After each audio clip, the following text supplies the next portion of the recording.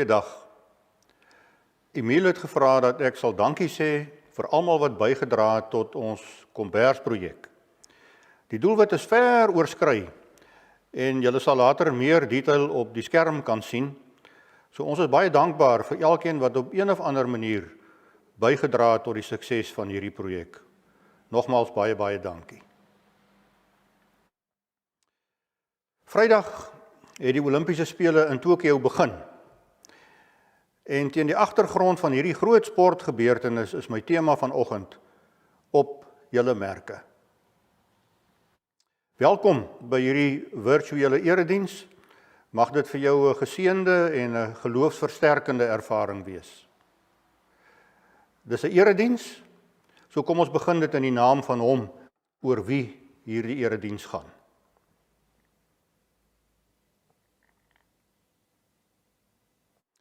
Ek wil die Here prys solank ek lewe. Ek wil die lof van my God besing solank ek daar is. Moenie op magtiges vertrou nie, nie op 'n mens nie. Hy kan jou nie red nie. Sy asem verlaat hom. Hy word weer grond en sy planne is daarmee heen. Dit gaan goed met die mens wat sy hulp van die God van Jakob ontvang. Die mens wie se hoop gefestig is op die Here, sy God. Amen. Ek groet jou in die naam van die Vader en die Seun en die Heilige Gees. Dit was die Olimpiese Spele in Barcelona en dit was die aand van die 3 Augustus 1992. Dit was die semifinaal van die 400 meter vir mans. En vir een van die atlete was hierdie die grootste aand van sy loopbaan, want sy loopbaan was gekenmerk deur baie beserings. Maar vanaand voel hy sterker en hy's meer gemotiveer as ooit van tevore, so het hy voor die tyd gesê. Vanaand is sy aand op pad na 'n Olimpiese medalje. Derrick Redmond hardloop in die 5de baan met hierdie semifinaal. Maar met net meer as 200 meter oor om te gaan, toe tref die ramp hom. Hy skeer sy regter duispier. En in pyn hurk hy neer op die baan, en toe die ander atlete al klaar die wedloop voltooi het, toe staan hy stadig op, en met sy regterbeen wat hang, spring hy op die ander been, mens kan amper sê voetjie vir voetjie verder, besig om die wedloop te voltooi. En toe gebeur daar 'n ding. Daar beweeg 'n man af teen een van die paviljoene.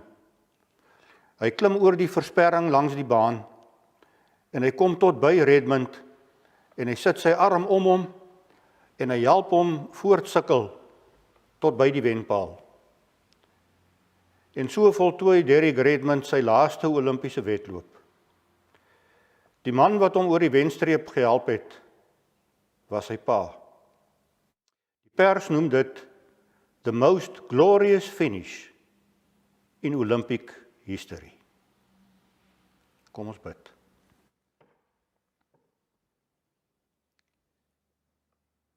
Here, elkeen van ons wat hierna kyk en luister, het sekerlik die begeerte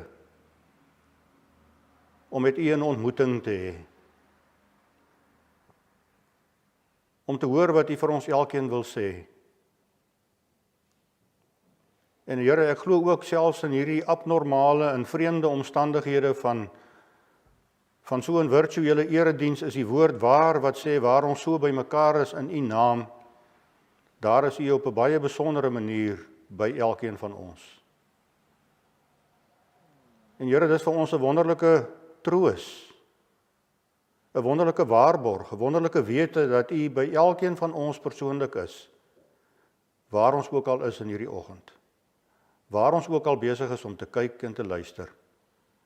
U ken elkeen van ons se verhaal, se storie, hoe dit met ons gaan, of ons bekommerd is, en of ons bang is, of beangs is, of dankbaar is, of bly is, of opgewonde is. Here, U weet alles. En nou is my gebed dat U op 'n besondere manier, soos net U kan doen, vanoggend met elkeen van ons sal praat. Dat U vir ons sal help om onsself so in te stel, dat ons ontvanklik is vir u woord.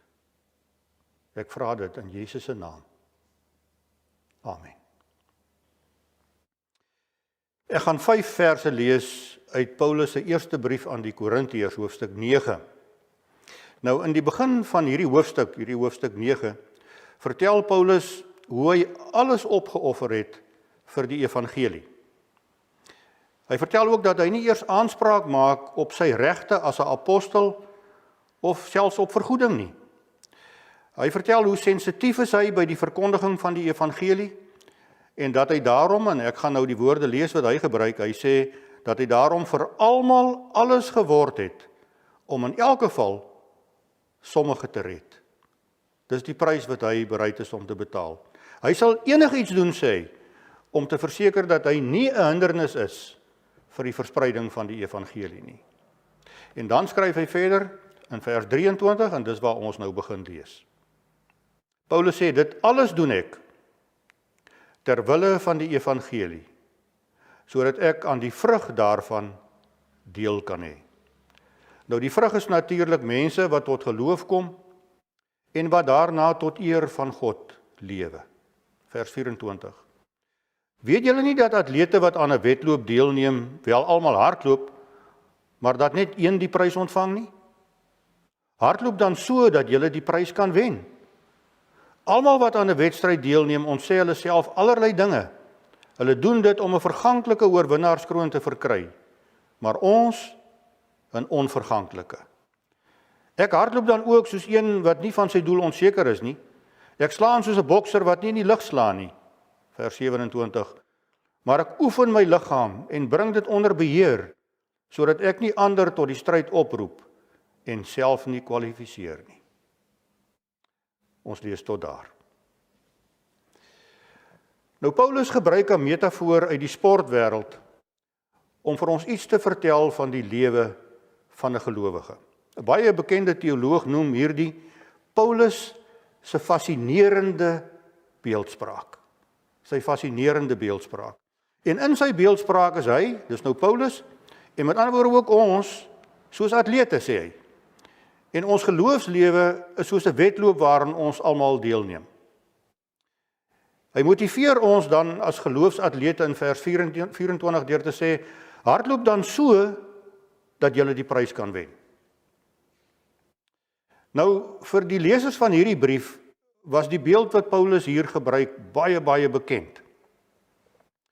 Want die Isthmian spele, of dit is ook genoem die Pan-Hellenistiese spele, was elke tweede jaar gehou in die lente. En hulle was baie bekend daarmee, die mense in die stad Korinte. So, sy lesers verstaan die voorbeeld van 'n atleet baie goed wanneer Paulus dit hier gebruik. Nou ek het die afgelope Sondae gefokus op ons identiteit as gelowiges, as 'n geloofsgemeenskap, as 'n gemeente. So kom ons kyk 'n bietjie of Paulus se atletiek voorbeeld vir ons verder daarmee kan help.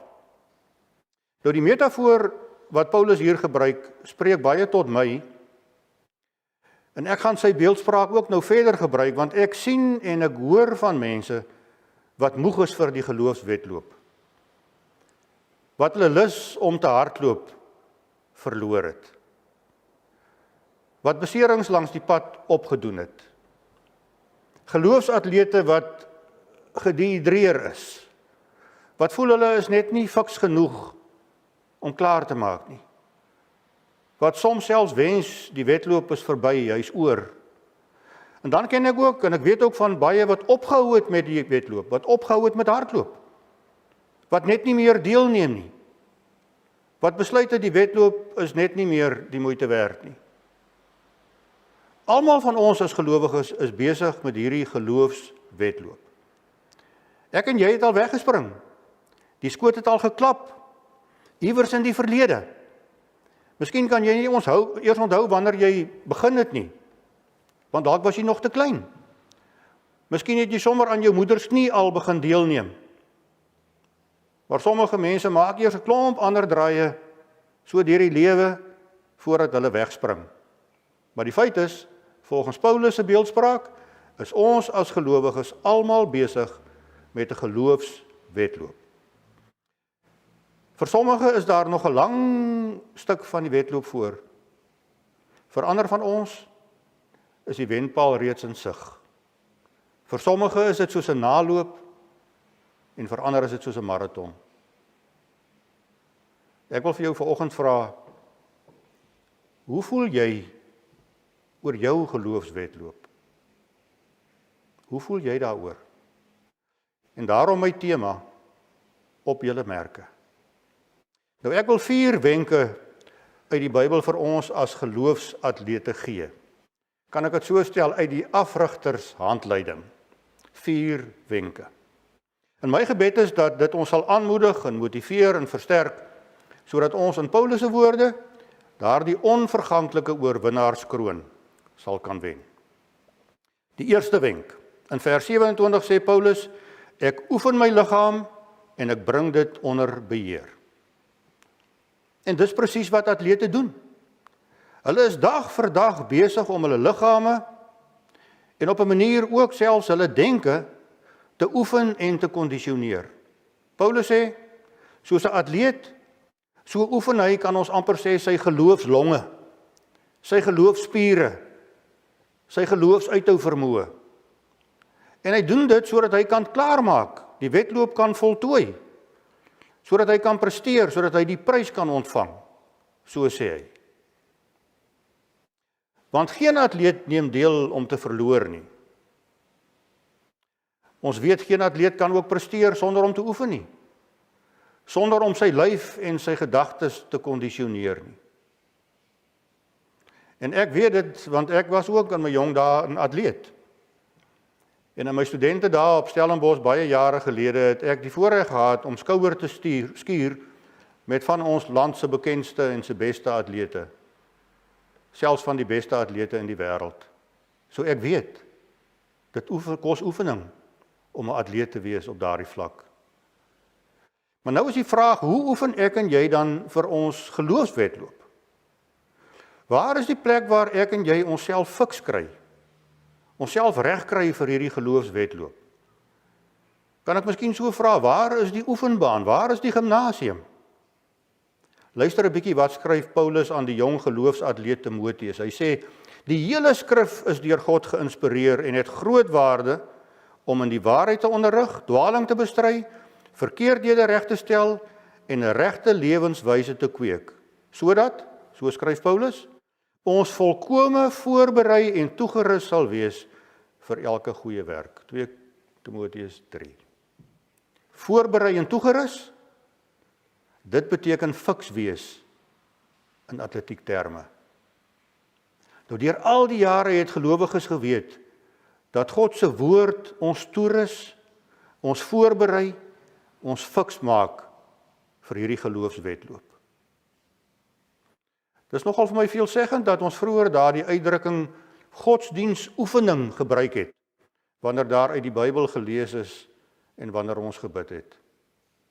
Godsdienstoefening. Dalk onthou julle dit nog. En dit was natuurlik 'n baie raak beskrywing, want dis presies hoe ons oefen en hoe ons fiks word vir die wedloop. Daar waar ek uit die woord lees, met my hemelse Vader praat, waar ek na hom luister, dis die gimnasium, dis waar ek fiks word, dis waar ek spiere bou, dis waar ek uithou vermoë ontwikkel.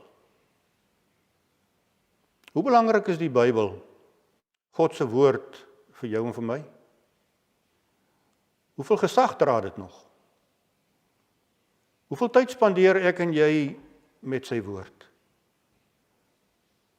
Kan ek vra, hoe fiks is ek en jy vir die wedloop? Onthou, as 'n atleet onfiks is, dan kry hy makliker beserings. So ook ons tydens die geloofswedloop. Maar ons moet ook onthou dat daar waar 'n atleet oefen, daar is hy saam met sy afrigter. Nou mag ek met respek sê, dis daar waar ons intiem met die Here verkeer, waar ons afgerig word vir die geloofswedloop.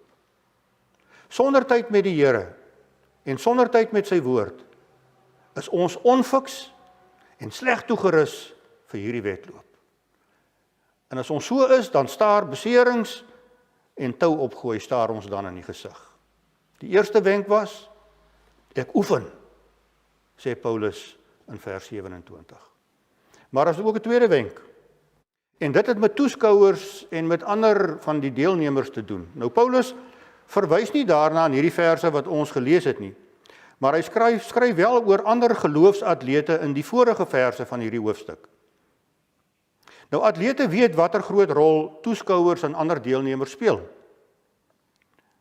Ek het dit onlangs weer gehoor en gesien by die groot tennistoernooie, dat die wêreldse top tennisspelers sê, as daar nie toeskouers op die paviljoene is nie, dan kan hulle nie na wense presteer nie. Want COVID het die toeskouers weggehou. Maar toe die toeskouers nou onlangs weer kon begin terugkom in Europa, toe het hulle gesê, dit maak 'n reuse verskil aan hoe hulle as tennisspelers kan presteer. Toeskouers kan jou as 'n atleet maak of breek. En so is dit ook in ons geloofswedloop.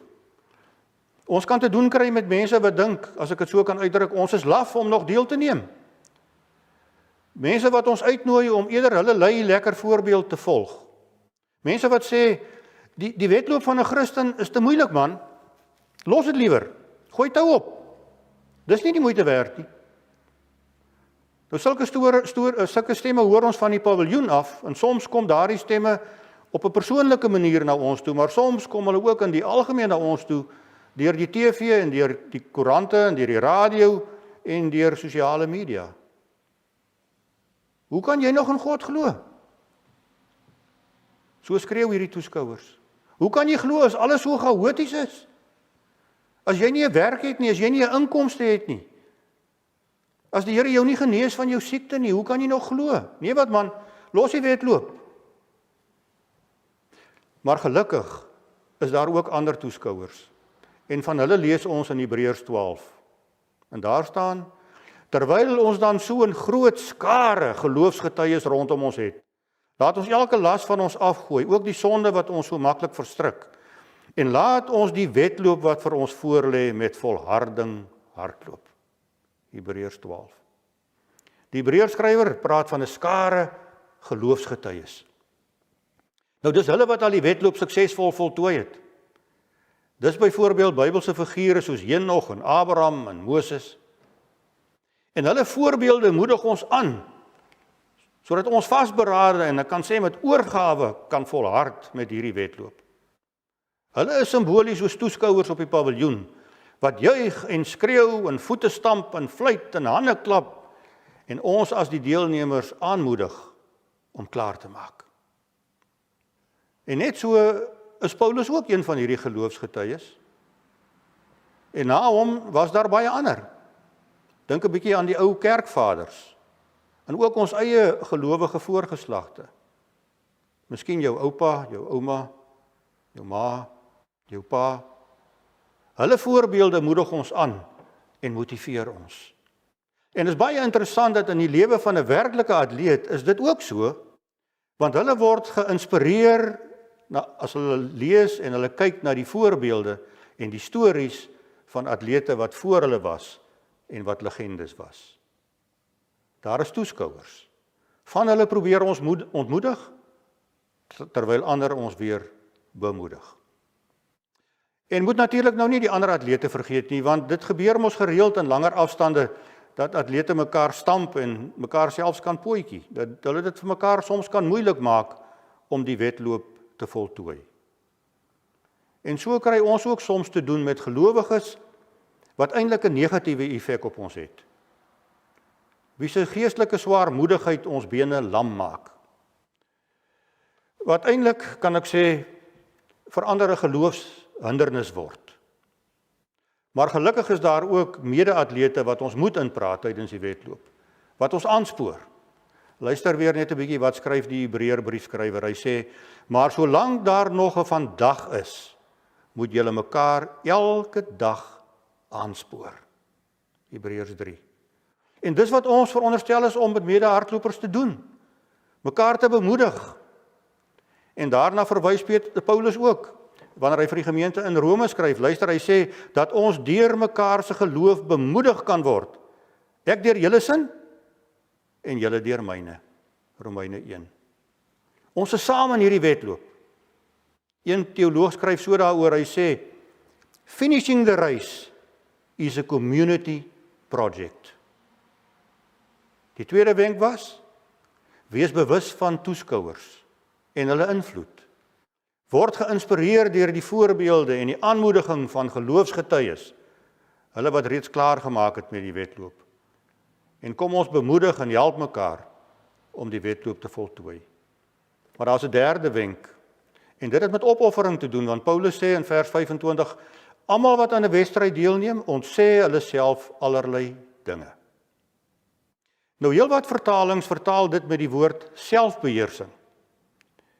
En dis nogal interessant dat Paulus selfbeheersing beskryf as 'n vrug van die Heilige Gees. Dis sou ons kon sê dat selfbeheersing is eintlik nie beheersing deur die self nie, maar deur die Heilige Gees. Paulus sê atlete is so ernstig dat hulle afstand doen van sekere dinge, dat hulle bereid is om opofferings te maak om selfbeheersing aan die dag te lê. Onthou nou, atlete kyk nie met hoe min kan hulle wegkom nie. Dit gaan hulle nêrens bring nie. Maar hulle kyk liewer wat moet hulle doen of wat moet hulle nie doen nie, sodat hulle beter kan presteer. Suksesvolle atlete doen nie sommer net wat hulle wil nie. Hulle lewe anders as die passiewe en die onfiks toeskouers wat net aanmerkings maak. Hulle eet en hulle drink nie sommer enige iets nie. Hulle kan nie aand vir aand na 'n partytjie toe gaan nie. Hulle kan nie ure voor die TV sit en ontspan nie. Dan moet hulle oefen. En as ek en jy nog slaap, dan is hulle in die gimnasium of op die baan. En dis ook so met ons geloofswedloop. Die dinge wat ongelowiges doen, dit doen gelowiges nie. Ons as gelowiges dink anders, ons doen anders, ons leef anders, ons praat anders, want ons is anders. Die Heilige Gees het ons 'n nuwe identiteit gegee. Ek dink soms die grootste bedreiging vir die kerk is nie die selfversekerde uitsprake van ateïste nie. Nee, ek dink ons bedreiging is daardie klein subtiele verskywings wat op die ou end 'n verlies van ons andersheid meebring. Klein dingetjies, ietsie hier en ietsie daar, 'n toegewingkie hier en 'n toegewing daar. Miskien doen ons dit om polities korrek te wees. En dan kort voor lank, dan leef ons en dan is ons net soos hulle wat nie deelneem aan die wedloop nie. Ons is met 'n geloofswedloop besig. Die derde wenk van Paulus, hy sê, geloofsatlete ontsê hulle self baie dinge.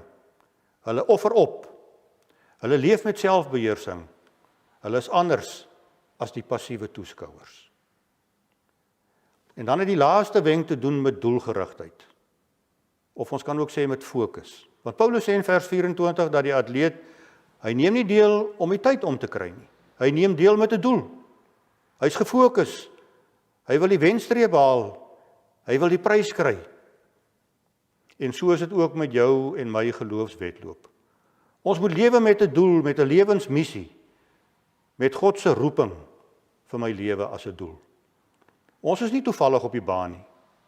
Ons deelname aan die geloofswedloop is die resultaat van God se genade. En daarom is daar doel en sin en betekenis in hierdie wedloop.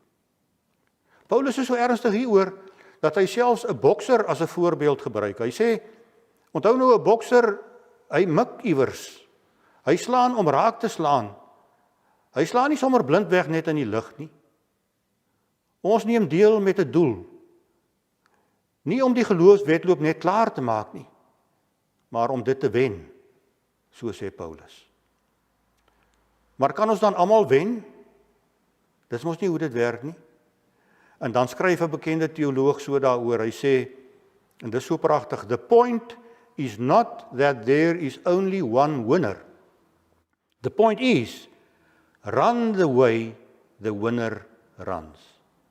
Dis hoe ons moet hardloop. En dan vra hy, how does the winner run? He runs hard. He gives the race everything he has. Dis hoe ek en jy die wedloop hardloop. Dis 1968 die Olimpiese spele in Mexiko-stad. Tanzanië stuur vir John Stephen Akhwari om hulle te verteenwoordig in die marathon, 42 km. En langs die pad het 'n klomp dinge met hom verkeerd gegaan en skeef geloop. So die wedloop was al ure lank verby en dit het reeds begin donker word. Toe kom daar so deur die skemer donkerte 'n eensame en 'n vernuweerde hardloper daar by die stadion aangesukkel. Dit was John Akhwari. Daar was nog net 'n paar toeskouers oor, maar die pers was nog steeds daar. En hulle werk koorsagtig om hulle verslae en hulle berigte klaar te kry vir hulle TV en hulle radionetwerke, vir hulle koerante en vir hulle tydskrifte. En hulle is verstom toe hulle sien hoe Akhwari oor die eindstreep, kan mens amper sê, skuifel. En hulle sak op hom toe en hulle wil weet waarom hy dit doen. Waarom stel hy homself bloot aan hierdie lyding en die ontbering, terwyl die wedloop lank al verby is? Luister wat skryf die koerante oor hierdie merkwaardige atleet na die tyd. Hulle sê, he was somewhat confused by these questions, and he responded, my country did not send me here to start the race, but to finish. John Akhwari sê, sy land het hom gestuur met 'n doel, om die wedloop te voltooi. En so stuur die Here ons wat deelneem aan die geloofswedloop, ook met 'n doel, om klaar te maak, maar meer nog, om die oorwinning te behaal. Ons is nie sommer net hier nie. 4 wenke vir geloofsatlete soos ek en jy. Eerste een, spandeer tyd met die Here en sy woord, sodat ons geestelik fiks kan wees. Die tweede een, daar is toeskouers wat ons wil ontmoedig, maar luister gerus na die applous van die geloofshelde wat reeds op die paviljoen sit. Die derde wenk, ons moet geestelik gedissiplineerd lewe, anders lewe en anders wees as ongelowiges. Die vierde wenk, laaste een, hardloop doelgerig. Verstaan wat is God se doel met my lewe en so voltooi ek dan die wedloop. Ek wil afsluit met die storie waarmee ek begin het. Die storie van die beseerde Redmond wat die wedloop klaarmaak met sy pa wat hom help. In ons geloofswedloop is daar ook een wat ons help om die wenstreep te haal, om die wedloop klaar te maak. Mag ek met respek sê, net soos in Redmond se geval, is dit ook in hierdie geval ons pa, ons hemelse Vader. Ons is ook nie alleen op die baan nie. Hy is daar wanneer ons spiere skeur, wanneer ons pyn ervaar, wanneer ons hinkepink voortsukkel, wanneer ons teleurgesteld is en hartseer is met die omstandighede, wanneer ongelowige toeskouers ons probeer ontmoedig, dalk selfs uit jou, wanneer dit voel ek kan nie meer nie, ek wil tou opgooi, ek wil handdoek ingooi, dan is sy arm, metafories gesproke, om my skouer. Dan moet ons ophou en onthou, hy het by wyse van spreuke oor die heining geklim, tot by ons gekom, toe dit Kersfees geword het, toe hy Immanuel geword het, God met ons en by ons, toe het hy tot by ons op die lewensatletiekbaan gekom, en steeds is hy by ons deur sy Heilige Gees. Kan ek vir jou vanoggend vra, hoe gaan dit met jou geloofswedloop? 1 Korintiërs 9 vers 24, hardloop dan so, dat jy die prys kan wen. Amen. Kom ons bid. Here, dankie dat ons weet, ons is nie alleen op die baan nie. Dat U by ons is en Here, dat U met hierdie beeldspraak van Paulus eintlik U arm om ons skouers sit. Dat U ons ook help om hierdie wedloop te voltooi. En dankie ook, Here, vir ander geloofsgetuies wat rondom ons is, wat reeds die wedloop voltooi het en wat ons aanmoedig. Dankie daarvoor, Here. Ons eer U in Jesus se naam. Amen. Ek het begin met die votum, Psalm 146, en ons gaan ook daarmee afsluit, maar hierdie keer gaan ons dit sing, en ons gaan die Tosius beruiming gebruik in die liedboek 146b, jy sal die woorde op die skerm kan sien, vers 1, 2 en vers 8, of jy sou maar net daarna kon luister as jy wou.